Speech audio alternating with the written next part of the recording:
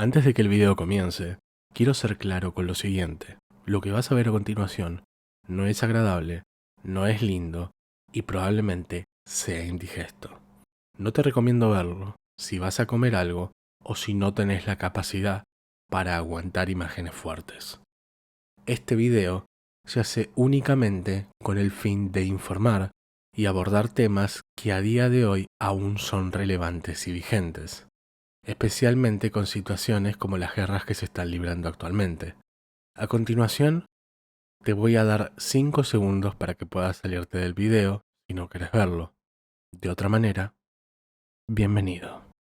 Y se te solicita la máxima discreción posible.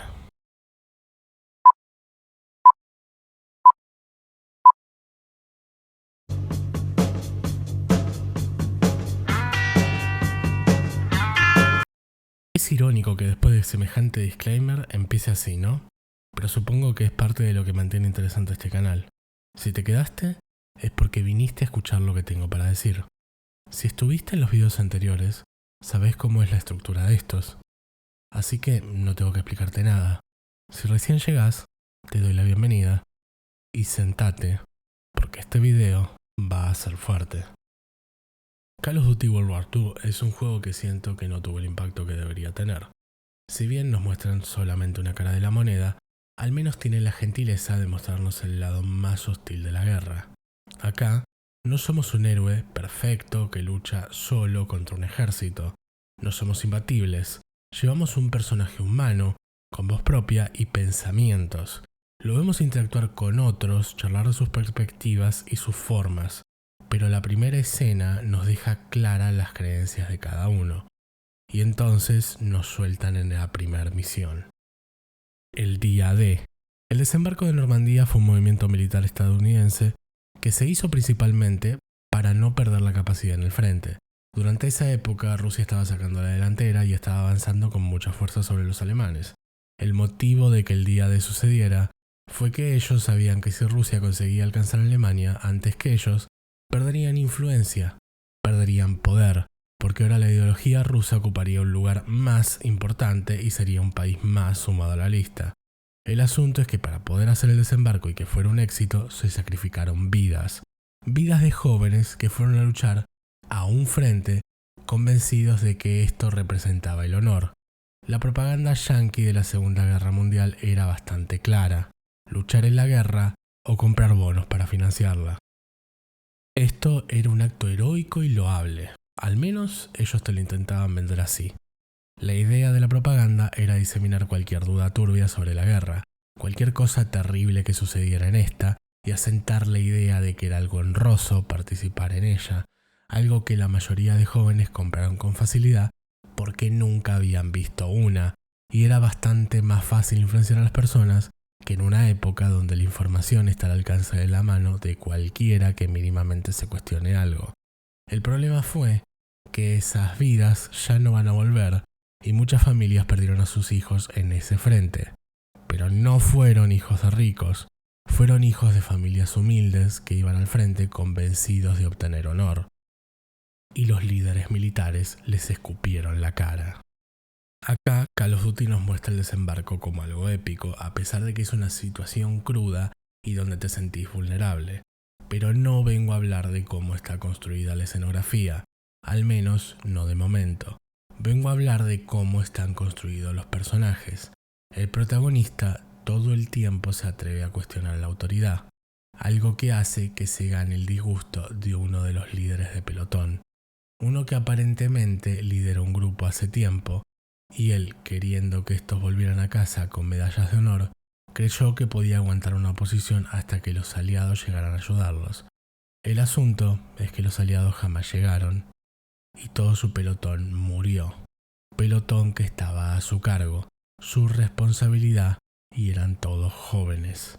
Este Call of Duty es de lejos uno que parece haberse tomado más en serio la guerra y parece querer darles más profundidad a sus personajes, y eso me parece algo digno de resaltar. Quizás su historia no sea la mejor, pero podemos visualizar una situación donde jugamos con una rebelde de la resistencia francesa y vemos a una de los nuestros ser arrastrada por un alemán hasta una habitación privada. El juego nos permite acercarnos para intervenir y nos deja claro qué iba a pasar ahí. Indirectamente nos abrió la puerta para que intervengamos y hagamos algo. La situación está implícita y no tengo que decirte qué iba a pasar con esa mujer, pero está claro que con una sutileza nos están dejando caer algo. En la guerra estas cosas pasan. Y sí, en este caso nos están mostrando que es el enemigo el que lo hace, pero ¿el ejército aliado no lo hace también? Ahora vamos a eso. Como bien dije, en este Call of Duty nos quieren dejar bien claro que hay situaciones deshonrosas y terribles en la guerra. En un momento nos toca librar un puesto que tiene muchos rehenes. Se debate la idea de sacar civiles de allí, civiles que están en peligro. Mientras el general que perdió hombres tiene miedo de perderlos de nuevo, se niega. El protagonista se atreve a cuestionar a la autoridad y otro líder lo apoya.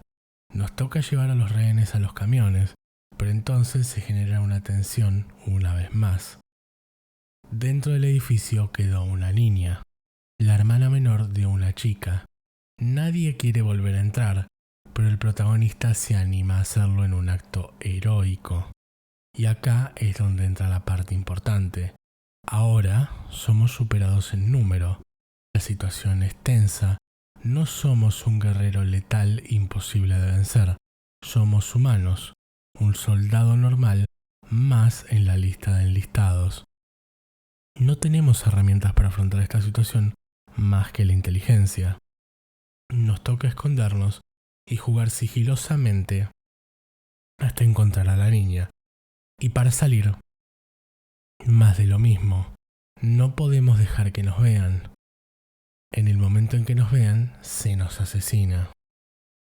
Sin embargo, al llegar donde creíamos que todo sería victoria y celebración, vemos civiles morir. Esto es una guerra, y en la guerra no hay finales felices. ¡Ha muerto!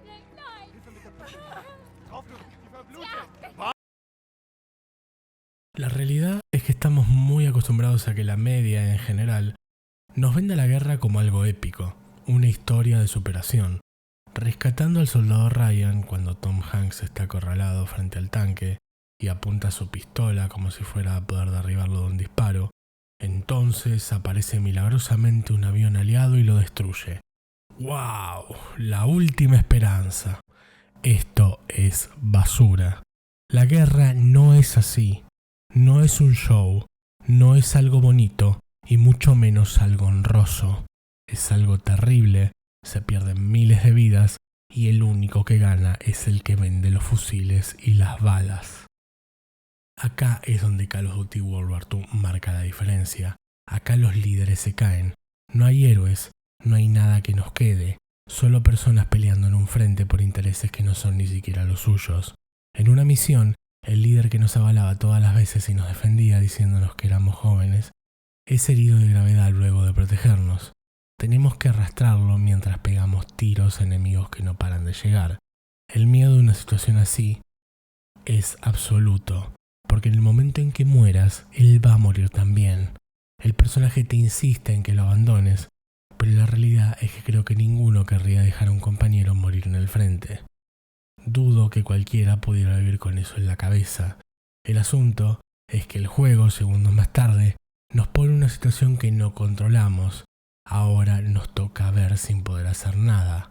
El líder insiste que lo dejemos ahí. El tipo con el que nos llevábamos mal insiste en que hay que llevarlo. Pero nuestro líder lo agarra de la ropa y le dice que se lleve al resto. Está claro por qué. Son todos jóvenes que no pasan de los 30 años. Ellos son dos adultos más cerca de los 40, 50. Su rol no es solo el de un líder militar, es similar al de un padre que quiere cuidar a sus hijos. Vemos cómo todos huyen y en la huida nos toca ver el peor momento posible. cómo este hombre se intenta parar para pelear, suelta un par de disparos en vano y luego es abatido por los alemanes, quienes corren por encima suyo sin respeto alguno. ¿Pero por qué digo esto? No hubo una pausa, no hubo una cámara lenta, no hubo nada. La guerra siguió su curso. Nadie paró para detenerse a mirarlo, ni para mostrarle respeto de ningún tipo. Las situaciones solo van en escala. Cuando después vemos cómo, atacando una base militar por la noche, uno de nuestros compañeros, luego de protegernos, es secuestrado. Intentando salvarlo, el líder que quedó vivo nos ordena no ir. Pero nosotros lo golpeamos, subimos a un auto y comenzamos una persecución que se siente adrenalínica y épica. Porque por un lado la idea de salvar a un compañero nos vuelve a ilusionar, nos volvemos a endulzar con la idea de ser un héroe. Entonces...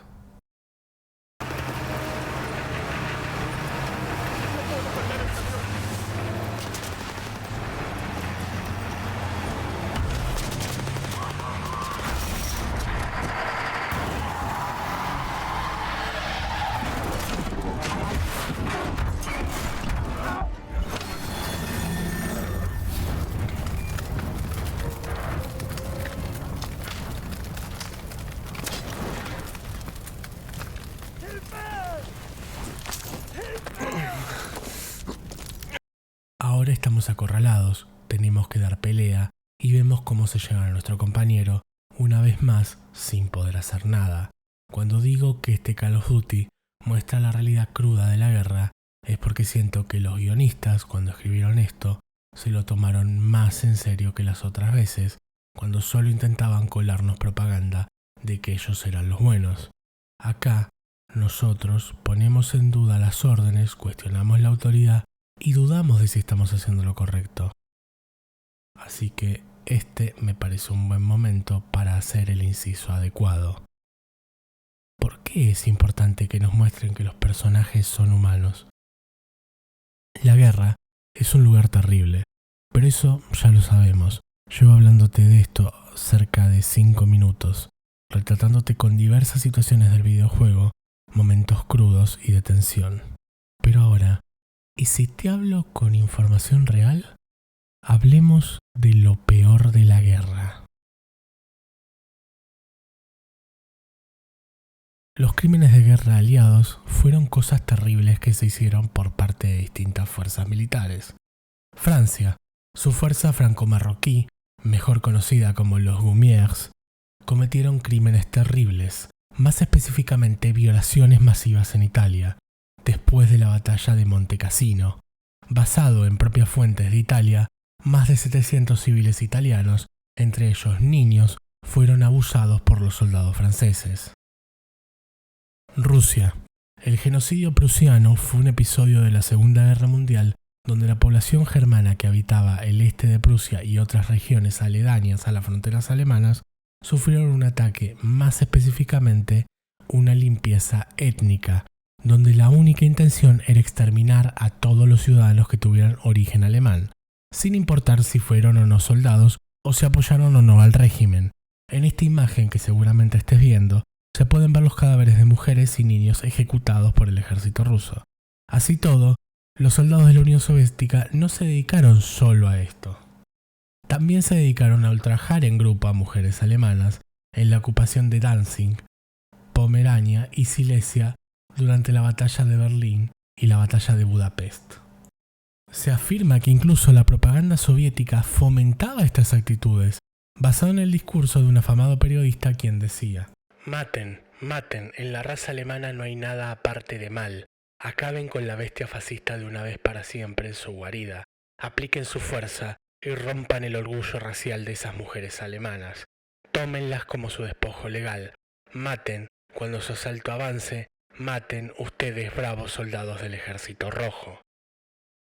Según los registros, la edad de las víctimas de estos abusos va desde los 7 hasta los 80 años de edad. Muchas víctimas de este ultraje afirman haber sido tomadas por una veintena de soldados, ya fuera por turnos o en orgías, Algunas víctimas incluso afirman haber sido abusadas por 70 militares en todo el tiempo que duró la ocupación. A estos terribles actos se le suman las mutilaciones genitales, tales como puñaladas triples y otras que murieron siendo ultrajadas. Estados Unidos. Se estima que fueron un total de 11.040 el número de violaciones cometidas por los Estados Unidos en Alemania, 26 en Francia, después de la ocupación durante el día D. Todas estas violaciones, o al menos la mayoría, eran cometidas en grupo o a punta de pistola. A los soldados yanquis se les ordenó no fraternizar con el enemigo. Entonces, la frase "copular sin conversar no es fraternizar" se hizo popular entre ellos. Oscar White, un periodista corresponsal de guerra de los australianos que acompañó a los yanquis durante la guerra, escribió lo siguiente, y cito: "Después de que la lucha pasase en tierras alemanas, hubo muchas violaciones por parte de las tropas de combate. La incidencia variaba de unidad a unidad según la actitud del oficial al mando. En algunos casos, los delincuentes eran identificados, juzgados por tribunales militares y castigados. La rama legal del ejército era reticente. Sin embargo, admitió que algunos soldados habían sido fusilados por ofensas sexuales, brutales o pervertidas contra mujeres alemanas, particularmente si los soldados eran negros. No obstante, es un hecho que muchas mujeres fueron violadas por estadounidenses blancos, y no se tomaron medidas contra esos culpables". Durante la ocupación en Japón, según registros, se denunciaron 4.336 violaciones durante los primeros 10 días de la ocupación en Okinawa. Poco después de que los soldados llegaran, todas las mujeres de la aldea de la península de Motobu cayeron en manos de soldados estadounidenses. Esto sucedió porque la mayoría de hombres jóvenes y adultos habían sido enviados al frente. En la ciudad solo quedaban ancianos, mujeres y niñas. Por ende, comenzó una cacería de grupos militares en busca de mujeres en aquel lugar. No hace falta que explique para qué. Pero curiosamente, los historiadores yanquis obviaron esa parte de la historia y decidieron decir que los japoneses estaban sorprendidos con el tratamiento comparativo humano que recibieron del enemigo estadounidense, ya que estos no perseguían una política de tortura, violación y asesinato de los civiles como los militares japoneses habían advertido. Pero, ¿por qué te digo todo esto si estuve hablando tan bien de este Call of Duty? Sencillo, porque es el único Call of Duty que parece que entiende que en la guerra hay personas y situaciones terribles. Y si bien no nos muestran nada de lo que yo mencioné, como son estos crímenes de guerra, algo que en parte agradezco porque sinceramente son algo deleznable, tengo que decir que dejé bastante información afuera, como los bombardeos a civiles y la ejecución de prisioneros, o la posguerra con la operación Paperclip. Creo que este es el único Call of Duty que no siento que tenga un final feliz, aunque lo quieran hacer ver así. Porque, sí, esta vez llegamos a salvar a un compañero que está anémico, y en el proceso nos toca recorrer un campo de concentración, ver lo crudo de esto, ver los resultados de la guerra, ver cómo no hubo gloria, solo muerte. Normalmente nos venden la idea o el concepto de la guerra como una épica historia de superación, donde el héroe supera la adversidad, enfrenta al enemigo que es generalmente la encarnación de la maldad misma hecha persona, pero acá vimos que la guerra tiene bajas, que se pagan consecuencias y que no hay gloria en nada de lo que hicimos.